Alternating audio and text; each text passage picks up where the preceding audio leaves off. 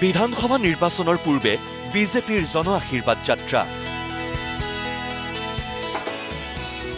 ঢেকিয়াজুলিৰ গুপ্তেশ্বৰ মন্দিৰত সেৱা লৈ মুখ্যমন্ত্ৰীয়ে শুভাৰম্ভ কৰিব জন আশীৰ্বাদ যাত্ৰাৰ।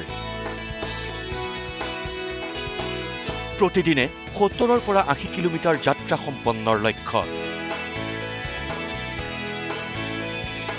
২০২৬ৰ বিধানসভা নিৰ্বাচনৰ প্ৰাক মুহূৰ্তত ভাৰতীয় জনতা পাৰ্টীয়ে ৰাইজৰ কাষলৈ যোৱাৰ লক্ষ্যৰে আৰম্ভ কৰিব জন আশীৰ্বাদ যাত্ৰা। অহা ২৮ ফেব্ৰুৱাৰীত মুখ্যমন্ত্ৰী ডক্টৰ হিমন্ত বিশ্ব শৰ্মাই শুভাৰম্ভ কৰিব এই জন আশীৰ্বাদ যাত্ৰাৰ। ঢেকিয়াজুলিৰ গুপ্তেশ্বৰ মন্দিৰত সেৱা লৈ আৰম্ভ হ'ব এই যাত্ৰা। জন আশীৰ্বাদ যাত্ৰাত প্ৰতিদিনে ৭০ৰ পৰা ৮০ কিলোমিটাৰ যাত্ৰা সম্পন্ন কৰা হ'ব আৰু প্ৰতিটো দিনত ১ লাখ লোকৰে জনসম্পৰ্ক স্থাপনৰ লক্ষ্য বিজেপিৰ। মুখ্যমন্ত্ৰী আৰু কেন্দ্ৰীয় মন্ত্ৰীৰ উপস্থিতিত অনুষ্ঠিত হ'ব একোখনকৈ সভা। আমি যি কৰিব নোৱাৰিলোঁ তাৰ বাবে আমি ৰাইজৰ ওচৰত ক্ষমা বিচাৰিম। যিখিনি আমি কৰিব পাৰিলোঁ তাৰ বাবে আমি ৰাইজৰ আশীৰ্বাদ বিচাৰিম।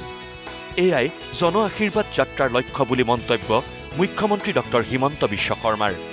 আশীৰ্বাদ যাত্ৰাই আমাৰ কাৰ্যকৰ্তাসকলক ৰাজনৈতিকভাৱে এটা উৎসাহিত কৰিব।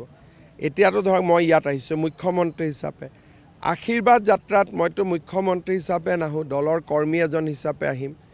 এটা হ'ব পলিটিকেল মবিলাইজেশ্যন। দ্বিতীয়তে আমাৰ অসম আৰু ভাৰতত এটা পৰম্পৰা আছে যে কিবা এটা কামত যোৱাৰ আগতে জ্যেষ্ঠজনৰ আশীৰ্বাদ ল'ব লাগে। যিহেতু নিৰ্বাচন ২ এদিনতে ঘোষণা হ'ব, আমি নিৰ্বাচনত প্ৰতিদ্বন্দ্বিতা কৰিম, আমি জ্যেষ্ঠজনৰ আশীৰ্বাদ ল'ম। যিখিনি আমি কৰিব নোৱাৰিলোঁ তাৰ বাবে আমি ক্ষমা বিচাৰিম। যিখিনি আমি কৰিব পাৰিলোঁ তাৰ বাবে আমি ৰাইজৰ পৰা আশীৰ্বাদ বিচাৰিম। এইটোৱে হৈছে আশীৰ্বাদ যাত্ৰাৰ মূল উদ্দেশ্য। এই জন আশীৰ্বাদ যাত্ৰাৰ তত্ত্বাৱধায়ক হিচাপে আছে কেবিনেট মন্ত্ৰী অশোক সিংহল, কেন্দ্ৰীয় ৰাজ্যিক মন্ত্ৰী পবিত্ৰ মাৰ্ঘেৰিটা আৰু অনুপ বৰ্মন। প্ৰথম দিনৰ কাৰ্যসূচী কেনেকৈ আৰম্ভ হ'ব জনালে মন্ত্ৰী অশোক সিংহলে। অসমৰ জনগণৰ আশীৰ্বাদ বিচাৰি মাননীয় মুখ্যমন্ত্ৰীয়ে ২৮ তাৰিখৰ পৰা জন আশীৰ্বাদ যাত্ৰা আৰম্ভ কৰিব। যাত্ৰাটো আমাৰ সমষ্টিৰ পৰা আৰম্ভ হ'ব। গুপ্তেশ্বৰ দেৱালয়ত তেখেতে প্ৰাৰ্থনা কৰি এই যাত্ৰাটো আৰম্ভ কৰিব আৰু বৰচলা চেণ্টাৰৰ পৰা এই যাত্ৰাৰ শুভাৰম্ভণি হ'ব।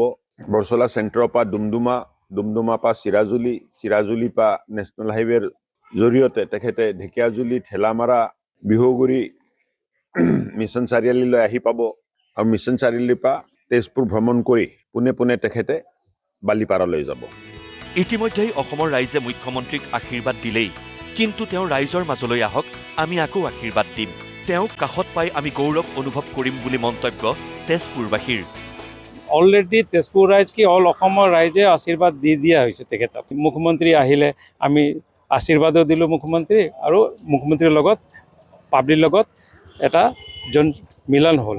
ৰাইজে বিচাৰিছে কি আহক, আমি আশীৰ্বাদ অলৰেডি দিয়া আছে, আকৌ আশীৰ্বাদ দিম। তেজপুৰবাসীয়ে সঁচাকৈ তেখেতক পাই নথৈ গৌৰৱ অনুভৱ কৰিব আৰু তেখেতক আমি তেজপুৰবাসীয়ে ৱেলকাম জনাইছোঁ।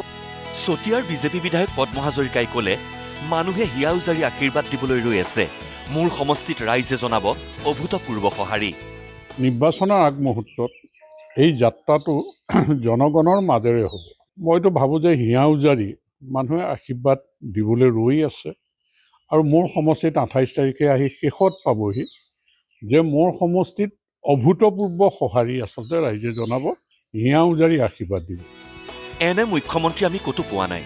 ডক্টৰ হিমন্ত বিশ্ব শৰ্মা পুনৰ মুখ্যমন্ত্ৰী হৈ আহক, আমি সকলোৱে আশীৰ্বাদ দিম বুলি মন্তব্য জামুগুৰি হাটবাসীৰ। এগৰাকী মুখ্যমন্ত্ৰীয়ে সাধাৰণ জনতাৰ ওচৰত আহি আশীৰ্বাদ লোৱা এইটো এটা নতুন আৰু প্ৰথম পদক্ষেপ। আৰু তেওঁৰ এই যি যাত্ৰা, সেই যাত্ৰাত আমি সকলোৱে হিয়া উজাৰি আশীৰ্বাদ দিম।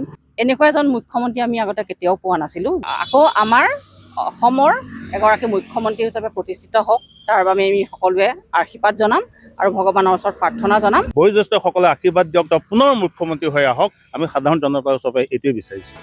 উল্লেখ্য যে ২৮ ফেব্ৰুৱাৰীত আৰম্ভ হৈ ৯ মাৰ্চত সামৰণি পৰিব এই জন আশীৰ্বাদ যাত্ৰাৰ। ১৫ মাৰ্চত ১ লাখ যুৱকক লৈ এখন যুৱ সমাৰোহ অনুষ্ঠিত হ'ব গুৱাহাটীত। Bureau' report, news live.